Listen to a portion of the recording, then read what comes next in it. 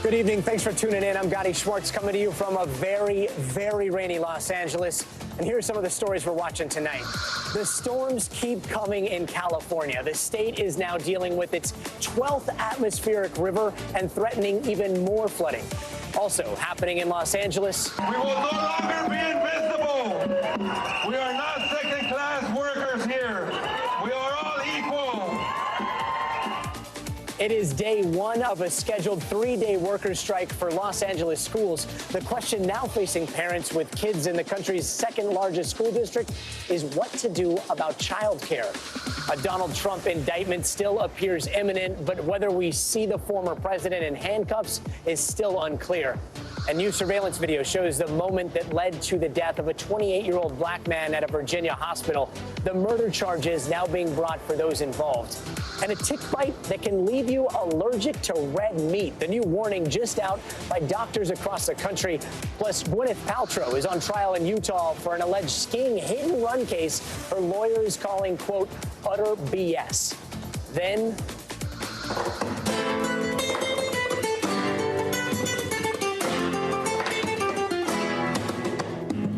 While a bunch of us were trying to learn how to make sourdough bread and binge watching Tiger King, this family spent the lockdown making beautiful music together. The quarantined quartet is celebrating a big milestone. Their stories coming up.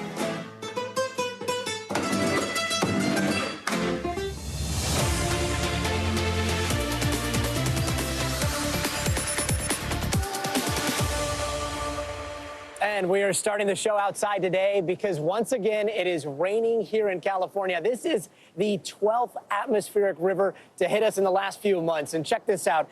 This was in Coronado, California earlier today.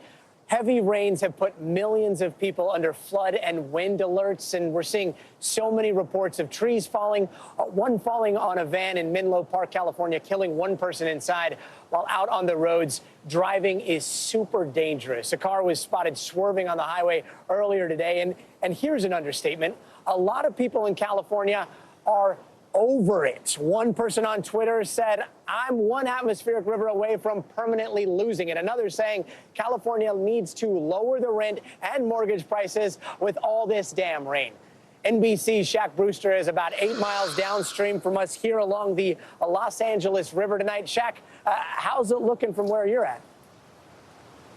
Well, Gadi, I'll first say I'm probably one of those people who you can reference on Twitter. I was promised sunshine and warmth when I came to LA, but that's obviously not what we're getting right now. I want to show you the river behind me because you mentioned it. You know, it's certainly raging right now. This is a river that usually looks like a creek. You certainly don't have this much water under normal circumstances, and it's not moving at this speed under normal circumstances. And then you see it's because of the rain, not just today's rain, but really this series of storms that this area has been under. And you see in this moment, we go from heavy downpours to a trickle of rain. So it's definitely wet, it's definitely gloomy. And unfortunately, the forecast calls for a little more of that into tomorrow.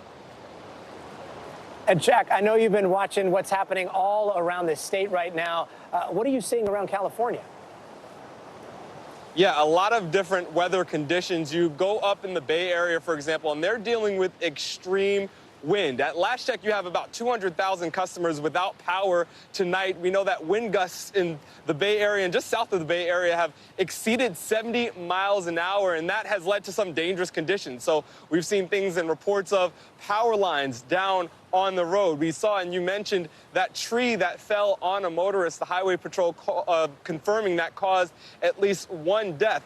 Those are conditions that are also expected to continue into the evening. So you have that rain, you have that wind, and that's a threat that this area is expecting to only continue into the evening. And it's not just the rain and the wind up in the mountains, a lot more snow? That's exactly right. I mean, it's starting to become like if there's any weather condition, you can expect Californians to experience it at this point because, yes, folks are dealing with snow. You go to some of the higher parts of the mountain, they're forecasted to get 5 feet of snow by the end of tomorrow. These are areas that were already battered just in the past couple of weeks, where you saw those dramatic rescue images, people stuck in their homes for days, and you saw buildings being severely damaged. So those areas are getting even more snow on top of what they already experienced. So I think to summarize, we have the rain, wind, snow. I didn't mention in some areas they were dealing with hail. And then along the coast, there was, at least earlier today, concerns of possible tornadoes. A lot of different weather conditions that Californians are experiencing, Gadi. Wild, wild weather out here. And just a little bit ago, it looked like there was a fridge that went past us. So you'll be seeing it, I don't know, in about 20 minutes here. Oh, wow. Shaq, thanks so much. I'll keep an eye out. Got it. Let's head over to Bill Cairns for the forecast. And Bill, why not just call this rain? Gadi, it's an excellent question. Why not just call these storms or just, rainstorms or snowstorms? We label these atmospheric rivers because they are special. They do come from the tropics. They're typically the most destructive storms we have in California. And we actually classify them from weak to moderate to even strong. This one was classified as a weak one yesterday before it even came inland. So we weren't expecting like horrific damage like we had with some of the earlier storms this winter. But even with a weak one, you can have significant impacts. And that's what we're seeing with the storm. The rain has not caused that many problems. Most of the rainfall totals I've seen have been, 1 to maybe 3 inches in the mountains so far. But the winds have been howling. Even in San Francisco, we're still at 62-mile-per-hour winds. We have in just south of the San Francisco Bay Area, we have about 150,000 people without power. We peaked at nearly 200,000 earlier today. So the winds have actually been a bigger factor of this atmospheric river than the actual rain up to this point. And we have 34 million people either in wind advisories or high wind warnings. You notice those extend up all the way into areas around Santa Cruz to Monterey. And then the mountainous areas. Tonight will be very windy in the mountains outside of San Diego. And then eventually tomorrow all the way through New Mexico and even Colorado. So the peak wind gusts will continue in the same range that we're in right about now. As far as the flooding concerns,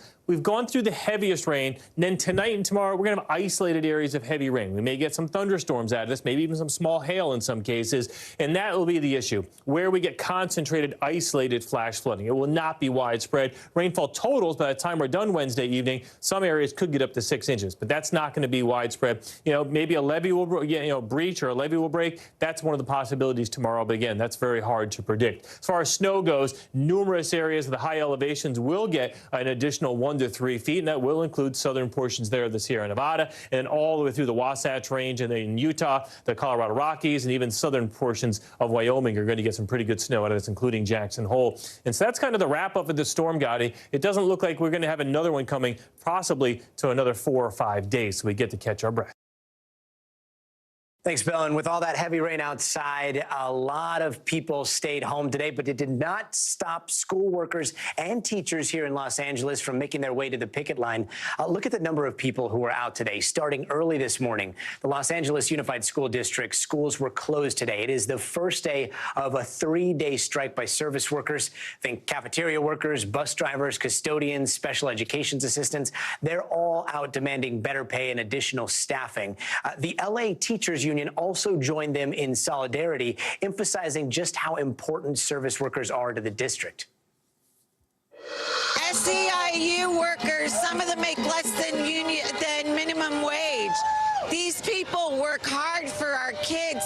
Every day I see them helping our kids. They feed our kids. They keep them safe. And they should make a livable wage. All the SEIU members are an integral part of what we do. The school would really not function without the TAs, without the campus aides, without the crossing guards, the bus drivers, the maintenance people.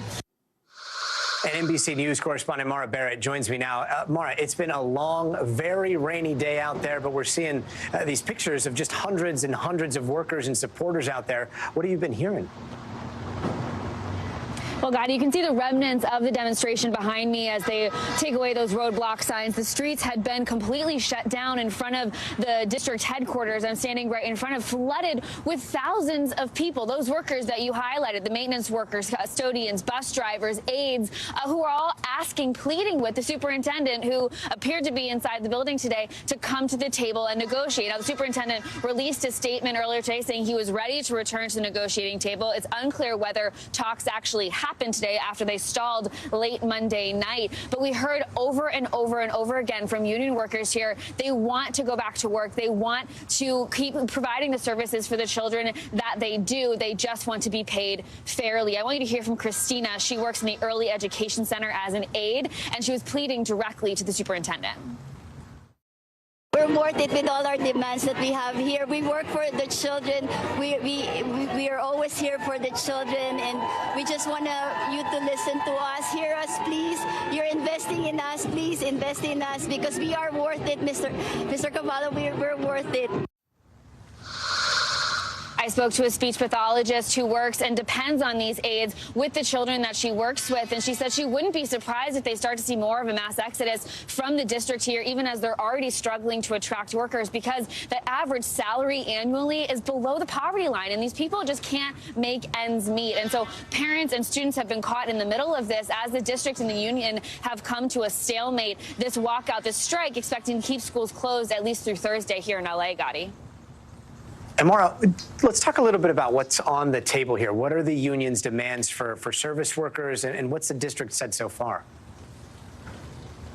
Sure. So they're looking basically for an increase in pay as well as an increase in staffing, but it's hard to get increased staffing if you don't have livable wages, right? They're specifically asking for a 30% increase in wages over the next several years. The union, the district, came back and over the last few days has incrementally upped its offer. They've made their way up to 23% increase over the next few years, plus added health benefits. The superintendent holding firm saying they can't meet that 7% difference because it would take away from other services that the district provides, and that would put them in a bad situation in terms of staffing in that sense. Now, the union, though, is holding firm, saying that that is what they need to make a livable wage. While students are out of class, the district is providing services as well as food and child care in the interim, because that is something that these parents, these families in the LA school district depend on, in addition to the education the district provides. Gadi?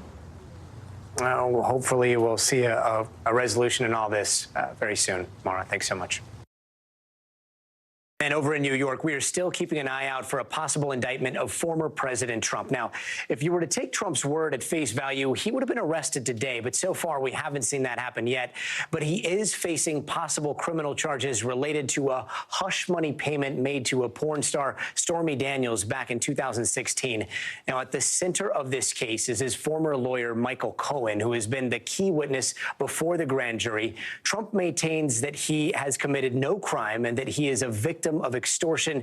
NBC News correspondent Garrett Hake joins us now from New York. Garrett, Trump was convinced he would be arrested today. That doesn't look like it's happened. Is that still likely any day now?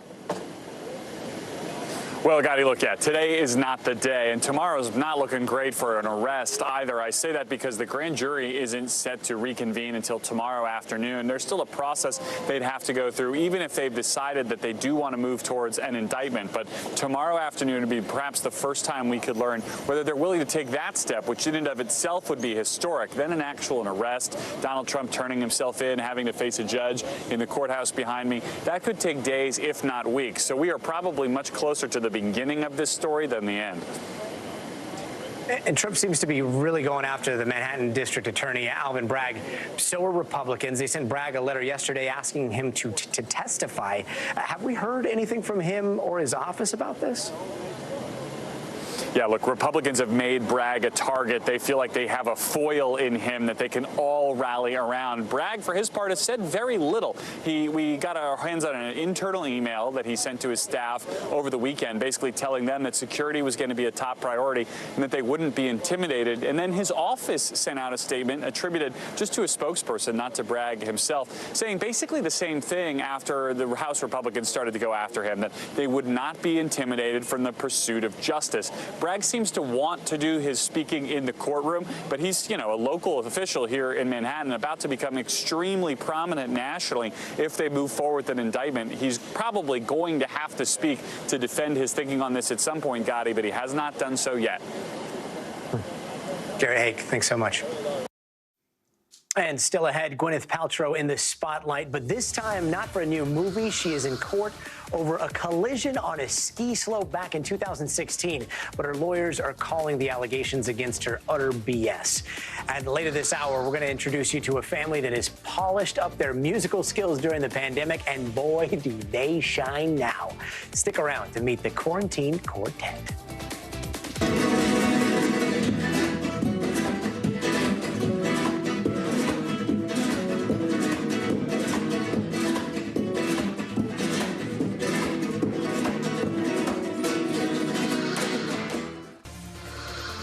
Gwyneth Paltrow, yes, the Gwyneth Paltrow was in civil court today for an alleged hit and run, but it's not your typical freeway fender bender. There were no cars involved because this was an alleged skiing hit and run way back in 2016 when she was skiing in Deer Valley, Utah.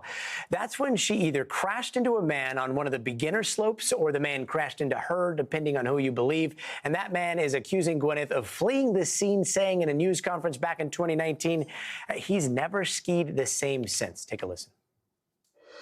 This is kind of a unique situation, and especially when it was unkind, I think, to leave me there. But Paltrow says that's not what happened at all. She is countersuing, saying the guy hit her and that she and her instructor did stay after the crash to make sure that no one was hurt. Joining us now to make sense of all this is Nima Rahmani, president of and co-founder of the West Coast Trial Lawyers. Nima, let's just start with this claim. If I understand correctly, it was like $3 million, $3.1 million, and now it's down to $300,000. What's going on there? Yeah, Sanderson's lawyers really tried to allege recklessness, the hit and run. That's where those punitive damages would have come in. But Paltrow's lawyers have done a good job chipping away, and the judge ruled that there was no recklessness. There's no evidence of a hit and run. So all those punitive damages, those exemplary damages you can get more, have all been reduced. So now Sanderson is just looking to get compensatory damages, past and future medical expenses, and his pain and suffering. And what are we going to see in court? I mean, who are we going to see testify? Is Gwyneth going to testify? Are we going to see the ski instructor there, her family members? Yeah, I think we're likely going to see Paltrow testify. This isn't a criminal case. She certainly doesn't have a right not to testify. She's going to even be called by the plaintiff, Sanderson, in this case. So we've seen how the case is starting to unfold on the first day. Sanderson is called. Someone that is a friend, not a close friend, but really an independent witness. Someone who said, I was there, I saw the accident, and in fact, the ski instructor wasn't even there. He showed up minutes later. He's the one, Eric, of course, who famously said that Paltrow was not at fault and Sanderson was. Now, when you go skiing, you sign this waiver, right? And it says that, you know, if something happens, they're not liable. What are the rules on the slopes? If you hit somebody, are you liable for hitting them? You are potentially liable. So when you go, you get on that ski lift, you have that little sticker, you waive your right to sue the resort, Deer Valley. So they're going to be immune from liability, but other skiers, of course, you're not going to sign that liability waiver with respect to them. And just like any other type of case, there's rules of the road. And the rules when you're skiing are that the downhill skier has the right of way. That's why you see both Paltrow and Sanderson arguing, hey, we were down, we were lower, therefore you had a duty to yield to me. Wow. So they're not only saying that, no, you hit me, no, you hit me. They're saying that, no, I was lower than you on the slope when the collision happened? That's exactly what the dispute in this case is. Paltrow saying that she was lower, Sanderson saying that she was lower. That's why whether it's Paltrow, her family members, the ski instructor, these independent witnesses, we're going to hear two very different accounts of what happened in this case. And we've got a suit and we've got a countersuit. The countersuit is for $1 plus legal fees, right? Exactly. Paltrow says that she's okay. She even said that Sanderson was okay, and a lot of these damages, the brain injury, that's all exaggerated. That's her theory of the case. But she's saying, I got up, I was fine. In fact, Sanderson, you apologized to me, but just to prove a point, I'm going to ask for $1 in damages plus my attorney fees because you dragged me through 7 years of frivolous litigation. $1 for all of that. Yeah. Thanks so much. Of course. Thanks for having me. And after the break, remember that teacher in Virginia who was shot by her 6-year-old student? Well, she is speaking out publicly for the first time. I just will never forget the look on his face that he gave me while he pointed the gun directly at me. It's changed me. It's changed my life. First, you got to see this. A Texas nurse running for his life after taking out money from an ATM. He was followed by a group of men to his home. Now, luckily, he was able to get away unharmed, but police say this is what they call an attempted jugging. That's where criminals wait outside of banks and target customers with cash. We'll be right back.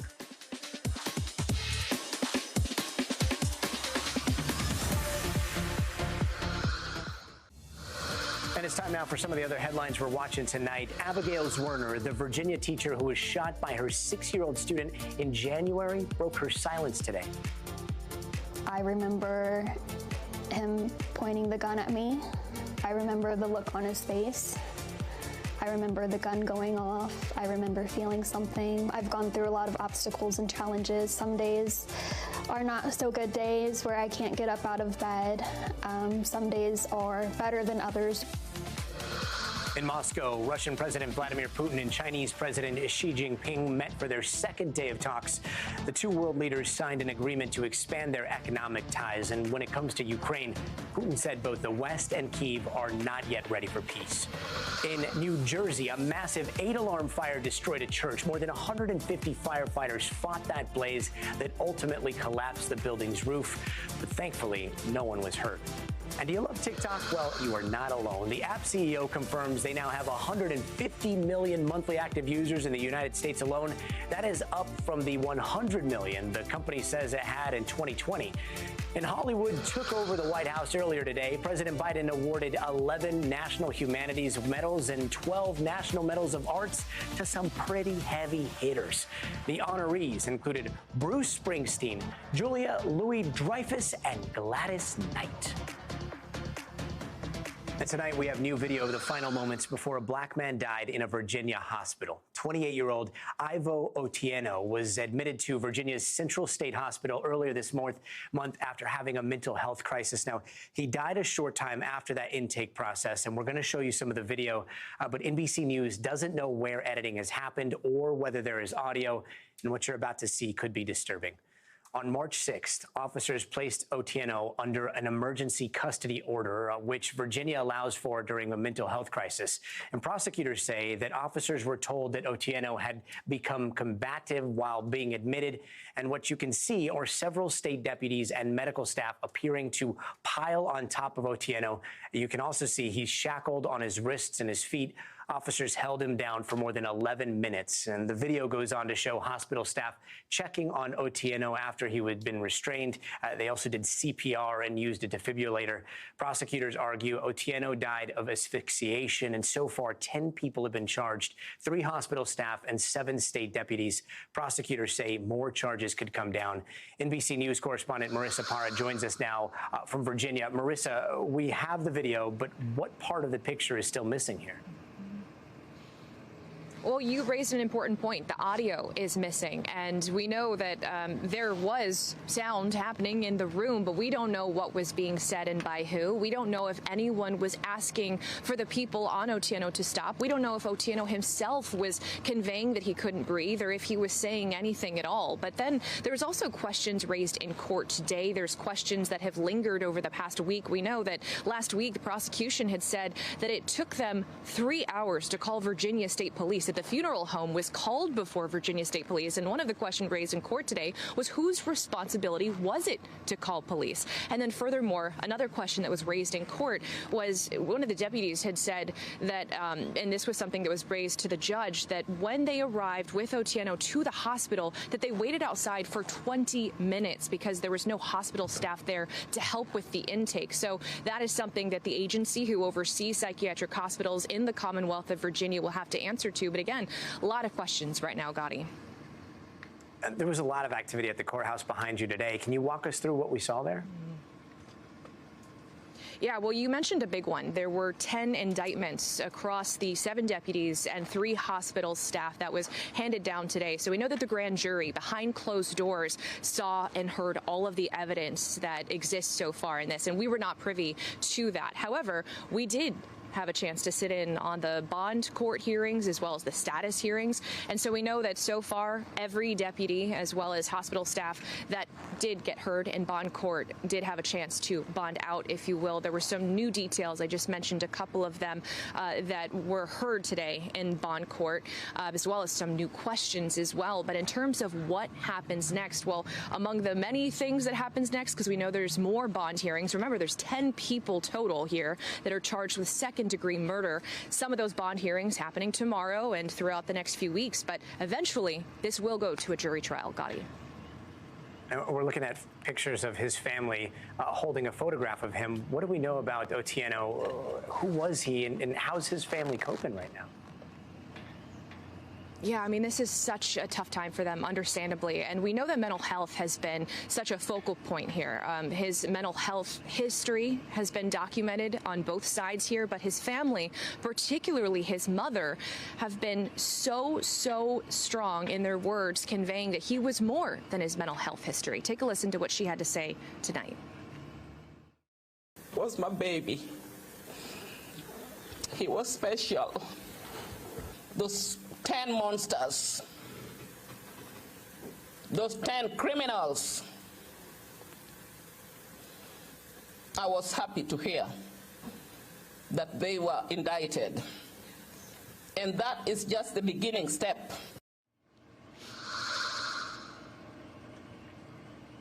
So a couple more details about Otieno. Ivo Otieno came to the United States at the age of 4 from Kenya with his family.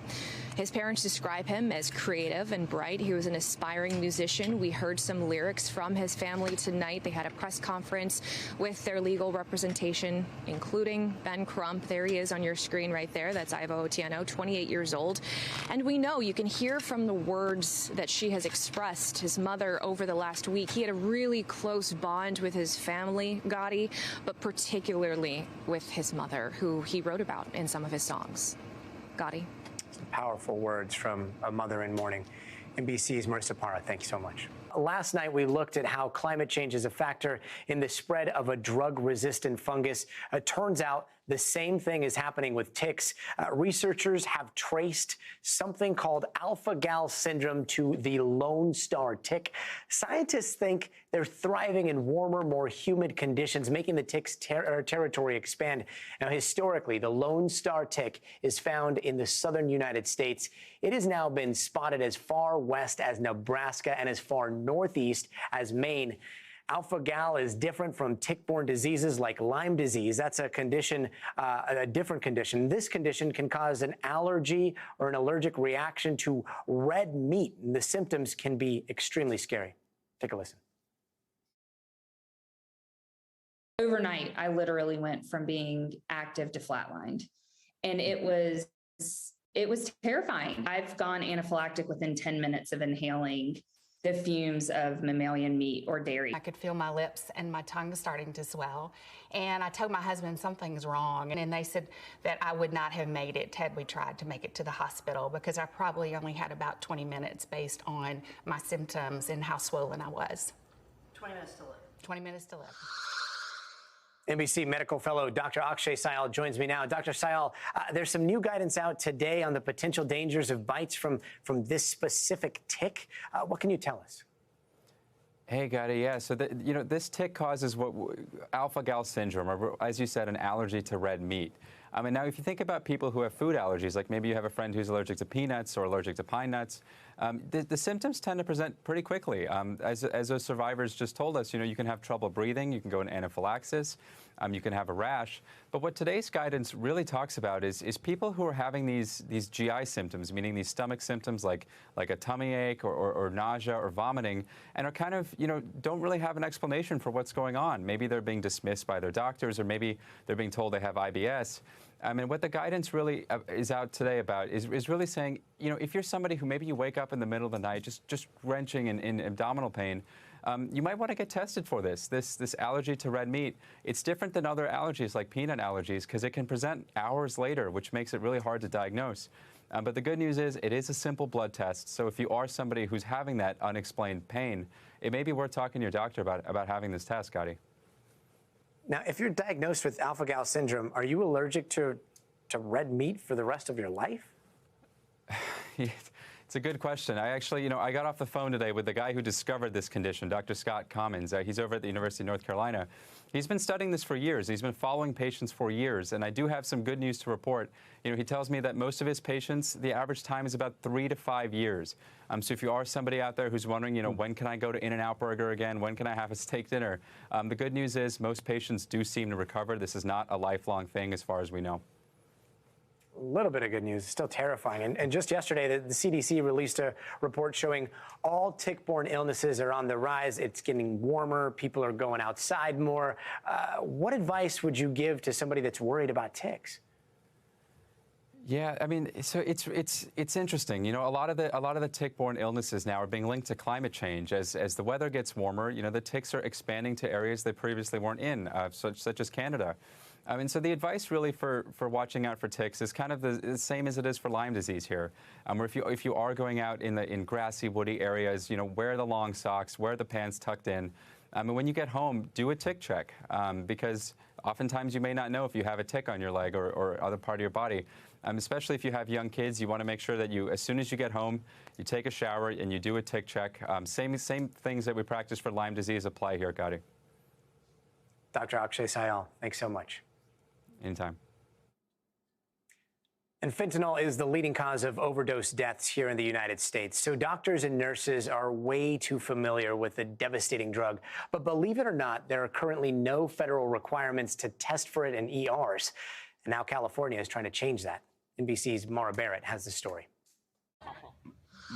After battling addiction for years, 19-year-old Tyler Shamish was hospitalized for a suspected overdose. But inexplicably, his drug test came back clean. I asked the doctor 3 times. The doctor's like, no, our tox screen would show it. We test for opioids and it would show fentanyl. The next night, Tyler took another pill laced with fentanyl and died. Shockingly for Tyler's family, regulated drug tests in emergency rooms are only required to check for what's known as the Federal 5: marijuana, cocaine, amphetamines, opioids, and PCP. Fentanyl will not show up. Many doctors and labs are unaware. Do you think it's irresponsible that hospitals across the country don't automatically test for fentanyl in a drug screen? Extremely. I think because parents, you trust doctors, you trust hospitals. And if they're telling you that your kid's tox screen came up clean, most parents aren't going to think to even question the doctor. Julie found purpose advocating for legislation in California to require a 6th test be added specifically for fentanyl. Called Tyler's Law, it took effect this year. California is the first and only state that requires fentanyl testing be added in ERs, something advocates hopes expands nationally at the low cost of just 75 cents per test. Dr. Ronit Lev partnered with Julie on pushing the legislation through. It is simple. Every hospital in America could do it tomorrow if they wanted to. Josh Symes is one of the tens of thousands of Americans who died from a drug overdose, a majority of them suspected to involve fentanyl, according to the CDC. It turns out the hospital had not tested for fentanyl. His partner, Melanie Yates, testified on behalf of passing legislation in Maryland to mirror California's law. We're undoubtedly going to have more overdose deaths because we're not testing for this. How are we going to make an impact if we're essentially blinding ourselves to what's actually going on? How often do you see patients that test positive for fentanyl that didn't know that's what they took? I see that all the time, every single day. More than 50 million fentanyl pills masquerading as regulated medication like Xanax or oxycodone were seized by the DEA in 2022. This kind of testing is essential for unaware patients. When I tell them that they're positive for fentanyl, I could see their eyes light up.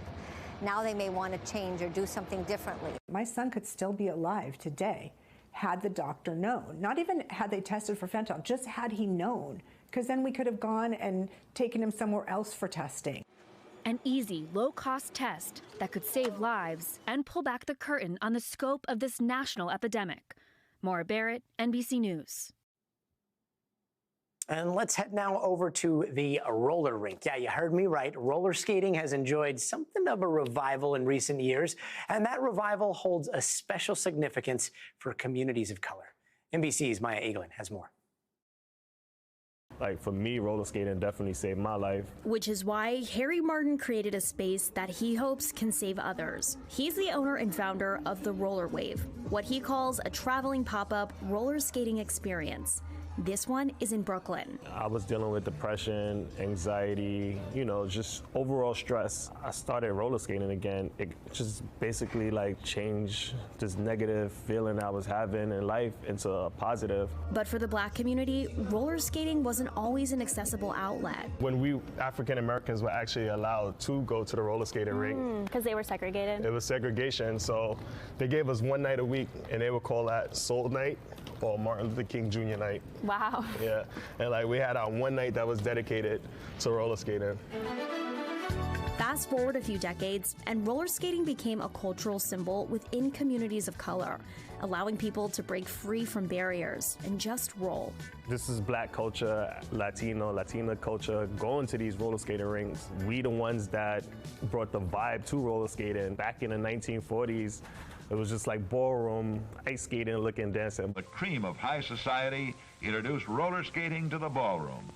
Soon it was the rage everywhere. But once you had that African-American touch to it, we added that disco dance, that feeling to it. These rinks were a place of refuge to express, connect, and have fun. Across the country, different cities became hotspots for skaters, and the culture was born. For 30 years, this was Brooklyn's Empire Roller Dome. Now it's the Empire Roller Disco. Disco dancing on roller skates is pumping new life into old roller rinks, and a favorite skate tune, Ain't No Stoppin' Us Now, could be the theme song for the entire roller skate industry. So I started skating when I was 6 years old. I started skating at Empire Roller Skating Rink in Crown Heights, Brooklyn. Growing up in the late 90s, early 2000s, Brooklyn was like notorious for like, you know, violence. So going to the roller skating rink, like just even going there, you had to like protect yourself in the streets. That violence was one of the reasons why a bunch of rinks closed their doors for good in New York City, including Empire, leaving Harry and many other skaters with limited options. Closing these spaces is like not giving us a outlet to like go and release. But Harry wanted to change that. He's reviving the roller skating scene in the city.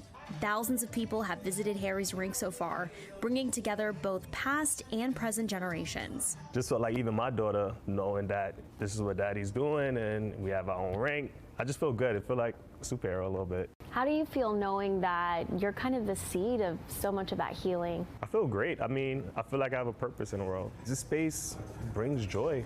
It brings positivity. Right now, Roller Wave House BK is scheduled to close its doors in June, but the hope is that it will be around much longer.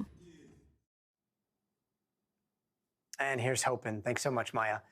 Do you ever think of things you used to use as a kid that are basically non-existent these days, like dial-up internet or renting a movie from Blockbuster? Or do you think teenagers will still be getting their driver's licenses when they turn 16 in a few years, when cars are going to be driving themselves? Because up next, we're looking at the future of driving itself. So stay tuned.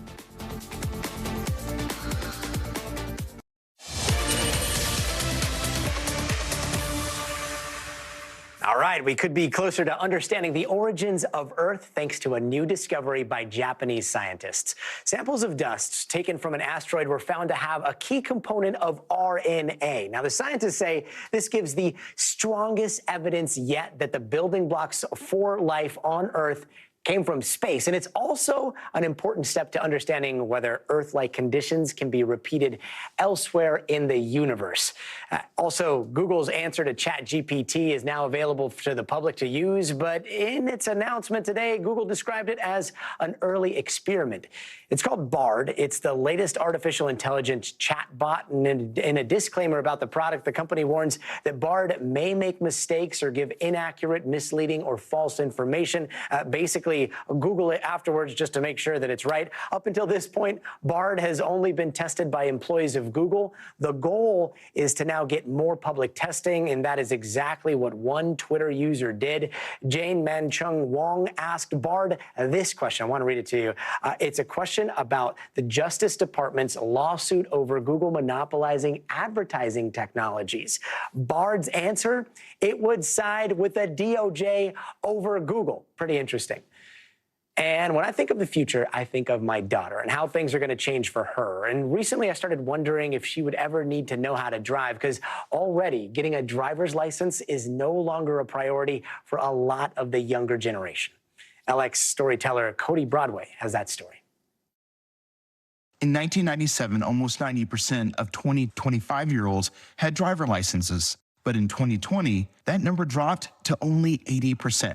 I got my driver's license at 19 years old, and I guess the reason why I chose to get it so late is because I always had public access to buses, transportation, that kind of thing. With the cost, stress, and environmental concerns, many are opting for alternative modes of transportation, like EV, scooters, bikes, and public transportation. Being a student the whole time, I quickly realized that driving was fun, but it wasn't very practical. It was expensive. According to experts, adult millennials continue to drive about 8% less every day than members of Generation X and baby boomers. On average, they drove about 8% less than Generation X. Majority of Gen Zers and millennials favor phasing out new gasoline cars and trucks by year 2035. But by contrast, majority of Gen X and baby boomers and older adults oppose this idea. Mass transportation is not an option for me, or biking to work.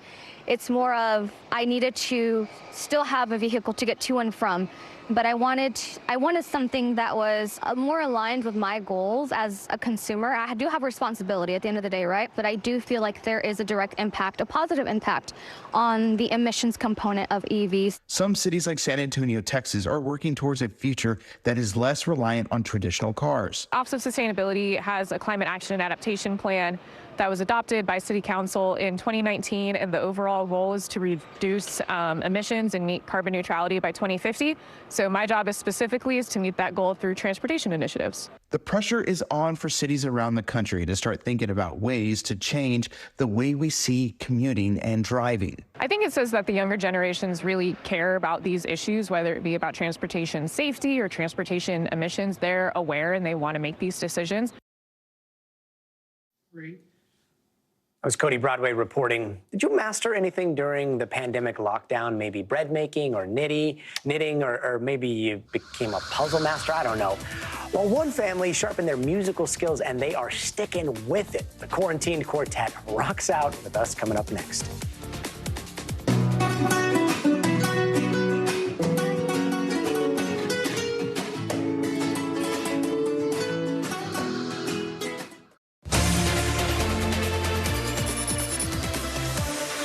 Met a group of people that are just so awesome you want to show them off to the world. Well, somehow I ended up with a whole show, and I guess I get to do that now. So I think going forward from today on, we're going to have a segment dedicated entirely to amazing people doing amazing things, and let's call it The Best of Us. And tonight I want to show you this family. I saw them on Instagram. They were music to my ears. The Hochman family, also known as the Quarantined Quartet, and they started their guitar group at the very start of the pandemic. Take a listen.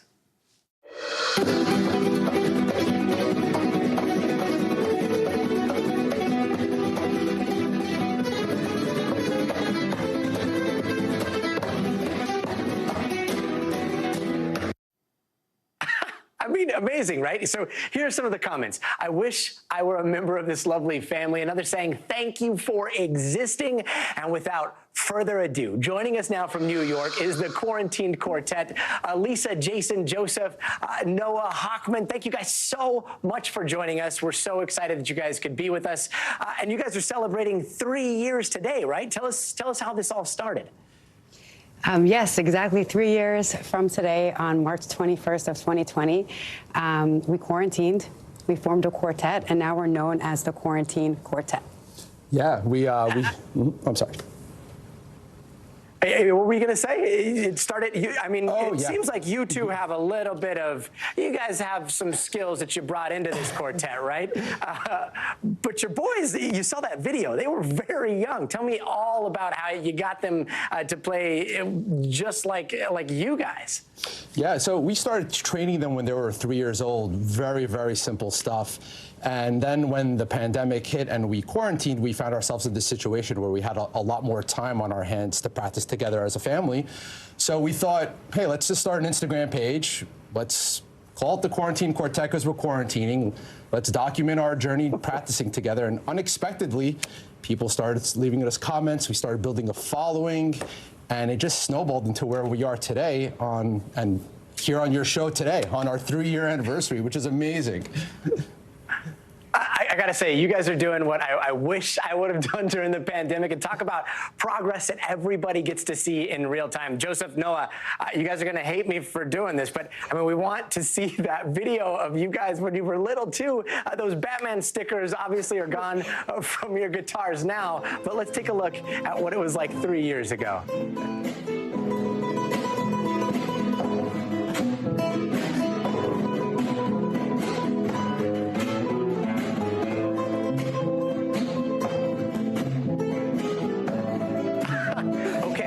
Fast forward to today, taking that live shot of you guys in the studio, obviously the biggest difference, your hair. You have started to embrace your Spanish guitar hero status. What's it been like working with your parents and being able to vibe together like this as a family every day? Well, basically, every single day we've been practicing together, and ever since I was 3, they've been teaching me. Because my parents, they're professional guitar teachers. They also have their own guitar school, so they've been teaching me forever. And ever since that day, we just kept practicing, and now we're here today.